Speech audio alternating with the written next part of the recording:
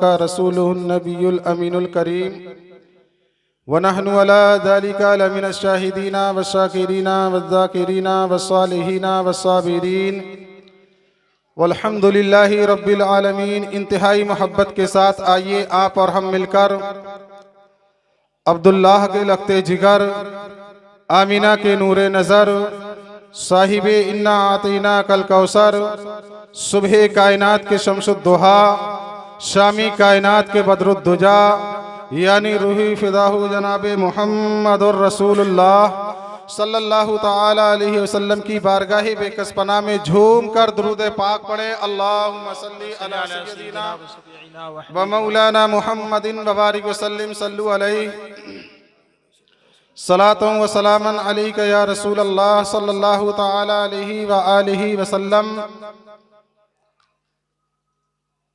हजरात मोहतरम, आपने अभी अभी एक बेहतरीन खिताब समात फरमाया और आपने नाज़्मे जलसा से बेहतरीन निज़ामत समात फरमाई। आलिम नबीन फाज़िल जलील हज़रत अल्लामा मौलाना मुफ्ती गुल मोहम्मद साहब किबला मिंबरे नूर पे जलवाबार हैं। इनके चेहरे की ज़ियारत करते रहिए, अपनी नेकियों में इजाफ़ा करते रहिए। नकीब अहले सुन्नत हज़रत हाफिज़ कारी शोएब अख्तर साहब संभली मिंबरे रसूल पे जलवाबार हैं। आप इनके नूरानी चेहरे की ज़ियारत कीजिए और अपनी नेकियों में इजाफ़ा करते रहिए। तमाम उलमा इकराम और हुफ़ाज़ इकराम मौजूद हैं। आइए हज़रात गिरामी, अपनी बात को बड़ी तेज़ी के साथ आगे बढ़ाते हुए आपसे मुअद्दबाना गुजारिश ये कर रहा हूँ कि जब हम अल्लाह के हबीब प्यारे महबूब दाने गयूब जनाबे मुहम्मदुर रसूलुल्लाह सल्लल्लाहु ताला अलैहि वसल्लम की बारगाह में खिराजे अकीदत पेश करने के लिए कहा जाता है, समझ रहे हैं ना, यानी दुरूद पाक पढ़ने के लिए कहा जाता है, तो हम उसमें कंजूसी करते हुए नजर आते हैं। ऐसा नहीं होना चाहिए। मैं आपको बताऊं कि दुरूद पाक पढ़ने से अल्लाह रब्बुल इज्जत कितनी नेकियां अता फरमाता है, तो आप खुद ब खुद समझ जाएंगे कि दुरूद पाक पढ़ने से होता क्या है। और दुरूद पाक पढ़ने से इंसान का चेहरा चमकने लगता है। यही दुरूद मुस्तफ़ा है।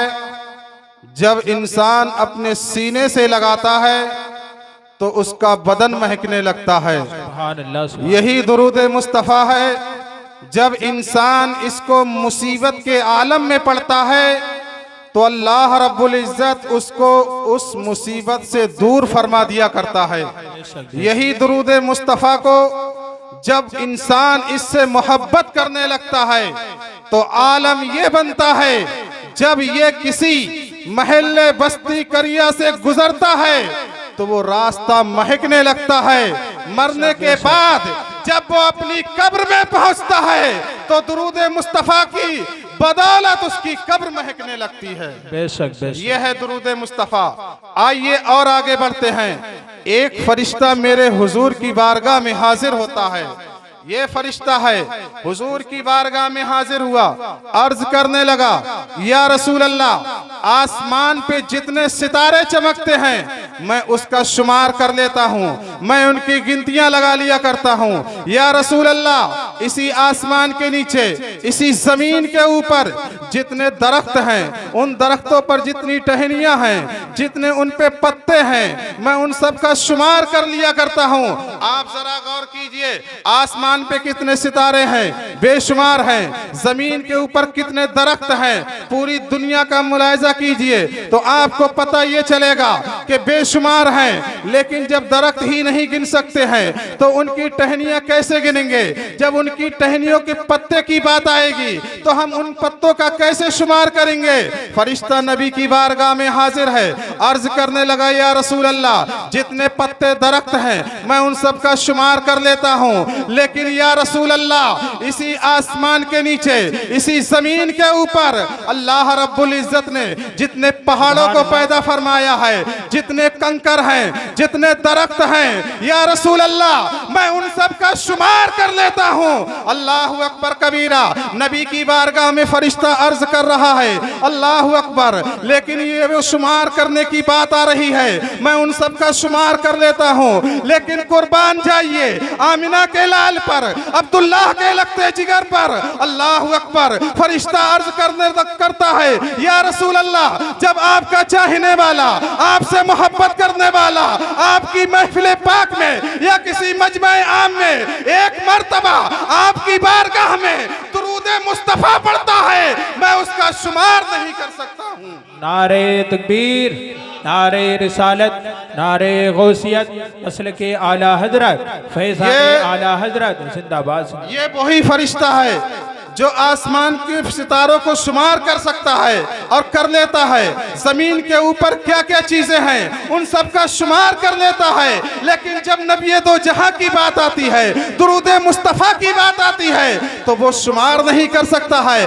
अब जरा गौर कीजिए, अल्लाह रब्बुल इज्जत ने आखिरी उम्मत में अपने नबी के सदके में हम और आप गुनाहगारों के लिए ये एक ऐसा तोहफा अता फरमा दिया है कि जब हम नबी की बारगाह में सिद्क दिल से दुरूद मुस्तफा को एक मर्तबा पढ़ देंगे तो वो फरिश्ता शुमार ही नहीं कर सकता है। तो बेशुमार अल्लाह रब्बुल इज्जत हमारे नामे आमाल में नेकियां अता फरमाता है।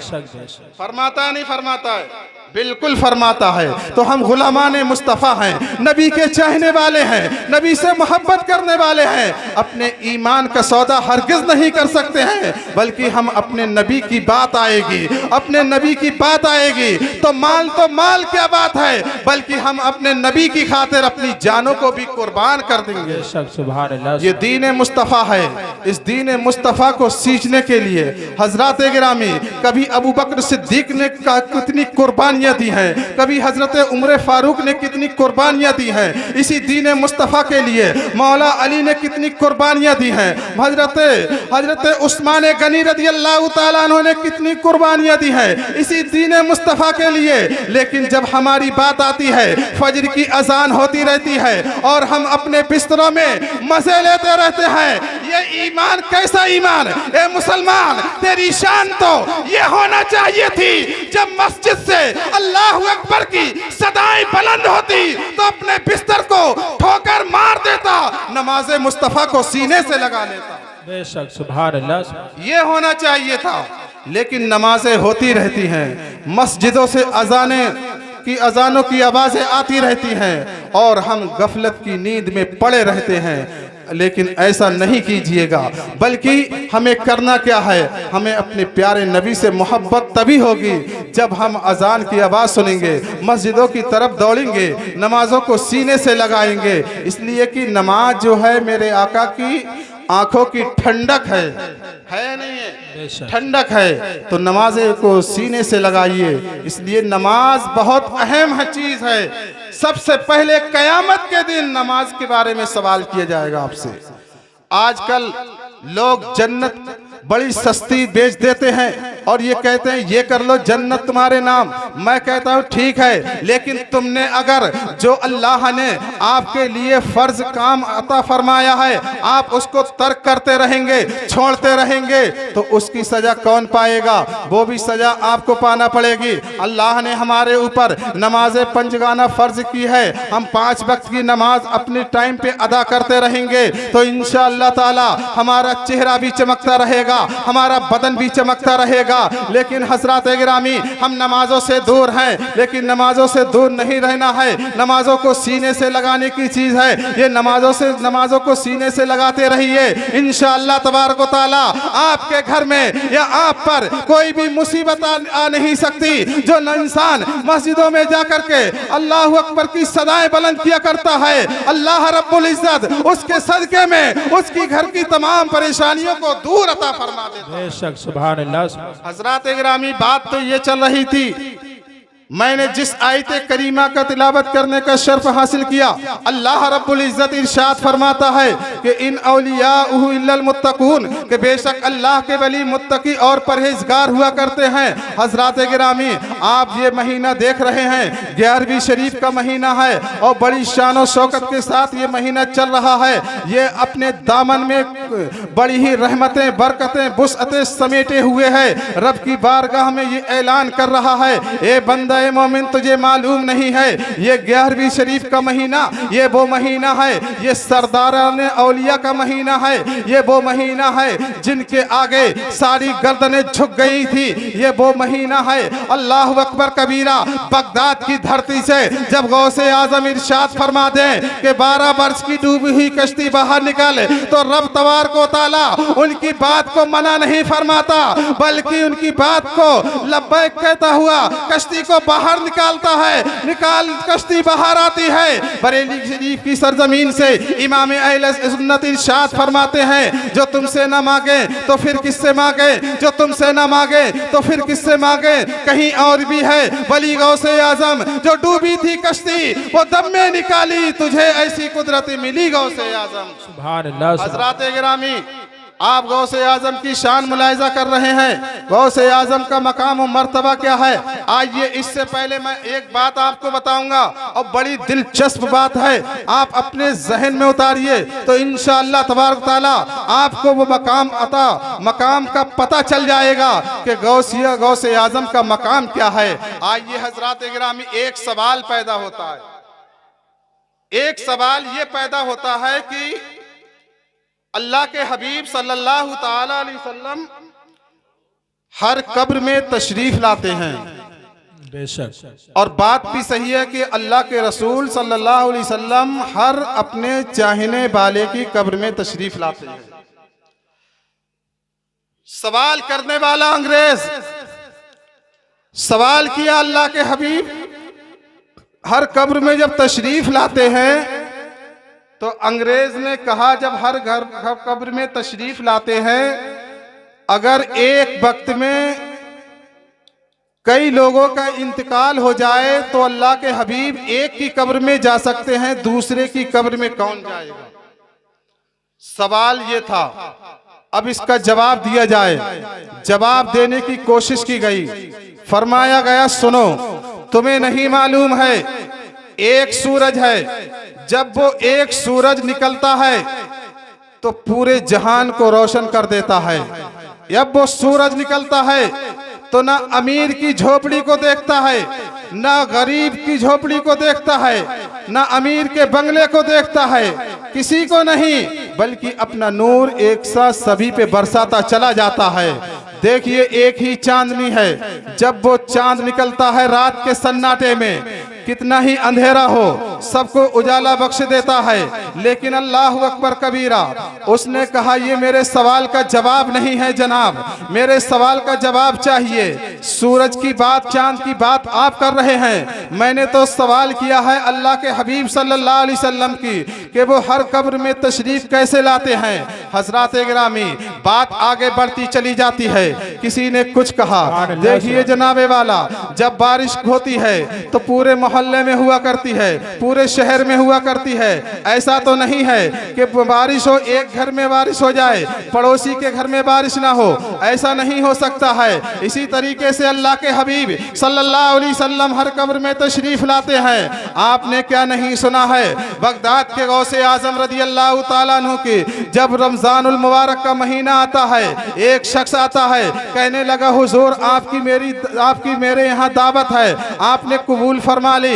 इतने में दूसरा शख्स आ जाता है, कहने लगा हुजूर मेरे यहाँ आपकी कल शाम दावत है, वो चला गया। तीसरा शख्स आ गया, हत्ता की अलगर्ज यके बाद दीगर 70 आपके मुरीद आए आपकी बारगाह में और एक ही वक्त दावत देकर के चले गए। जब दूसरा दिन आया, शाम का वक्त हुआ, रोजे का इफ्तार हुआ, गौसे आजम अपने चाहने वाले के यहाँ पहुंच जाते हैं। तो अब दूसरा दिन निकल जाता है, दूसरा मुरीद आकर के कहने लगा मैं बड़ा खुश नसीब हूँ, कल शाम गौसे आजम ने मेरे यहाँ रोजे का इफ्तार किया था। दूसरा आया, कहने लगा तू झूठ बोलता है, तुझे नहीं मालूम है, गौसे आजम ने तो कल शाम मेरे दस्तरखान पे रोजे का इफ्तार किया था।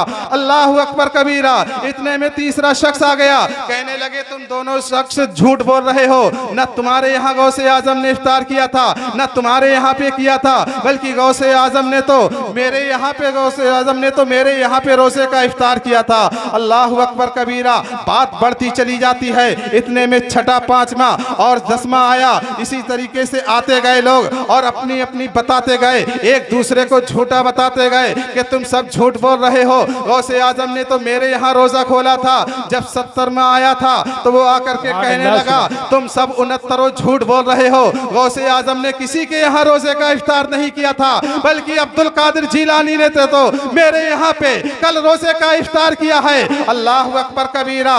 बात जब आगे बढ़ी तो गौसे आजम के कान से जब ये आवाज टकराती है, गौसे आजम खुद तशरीफ लाते हैं और इरशाद फरमाते हैं क्या तुमने बवाल मचा रखा है, एक दूसरे को झूठ कर रहे हो, बात क्या है बताओ। बात का मामला सामने पेश किया जाता है। अब्दुल कादिर गौसे आजम इरशाद फरमाते हैं ए लोगों सुनो, ए मेरे चाहने वालों, ए मुरीदों सुनो, तुम्हें नहीं मालूम है अल्लाह ने मुझे वो ताकत और रुतबा अता फरमाया है, वो पावर अता फरमाया है। तुम 70 सब सही कह रहे हो, तुम सब सच्चे मेरे मुरीद हो, इसलिए कि अब्दुल कादिर गौसे आजम ने तो मेरे यहाँ पे नहीं बल्कि तुम 70 के यहाँ पर रोजे का इफ्तार करने के बाद अब्दुल कादिर ने तो अपने मदरसा निजामिया में भी रोजे का इफ्तार किया है। नारे तकबीर, नारे गौसियत, मसलके आला हजरत फैज़ाने गौसे आजम जिंदाबाद। जब उससे कहा कि ये नबी नहीं है बल्कि बली हैं गौसे आजम,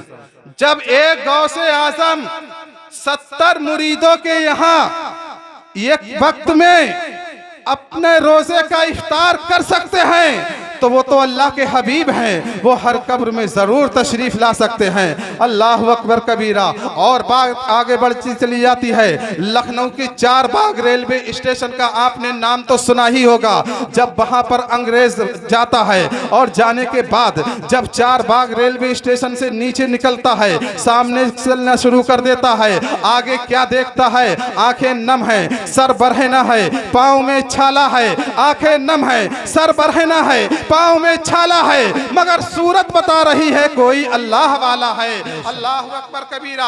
आगे बढ़ता है, क्या देखता है, एक दरख्त के करीब एक अल्लाह वाले बैठे हुए हैं, वो अपने बिरद में लगे हुए हैं, कभी अल्लाह अकबर की सदाएं बुलंद कर रहे हैं, कभी सुबहान अल्लाह की सदाएं बुलंद हो रही हैं, कभी अल्हम्दुलिल्लाह की सदाएं बुलंद हो रही हैं, हाथ में तस्बीह घूमती चली जा रही है। अल्लाह अकबर कबीरा। अंग्रेज से ना रहा गया तो उसने इशारा करके पूछा आप यहाँ पे क्यों बैठे हैं, आप यहाँ पे क्या कर रहे हैं, आपका क्या चीज है आपके हाथ में। तो अल्लाह वाले ने जैसे ही सर उठा करके देखा, कहा नादान तू मुझसे क्या पूछता है। अल्लाह वाले ने उसके हालात को पढ़ लिया, फरमाया तेरा सवाल क्या, अपने सवाल को बयां कर, तेरे जहन में जो सवाल घूम रहा है उसको बयां कर, जवाब यही मिलेगा। अल्लाह अकबर कबीरा।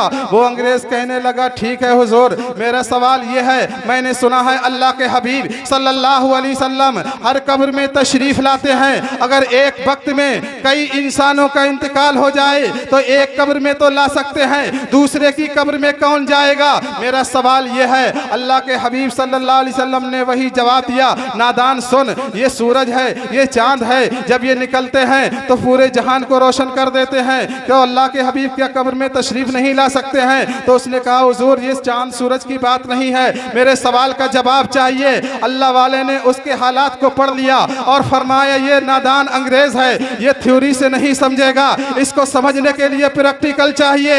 अल्लाह अकबर कबीरा। फौरन आप फरमाते हैं ए नादान अपनी आंखों को बंद कर।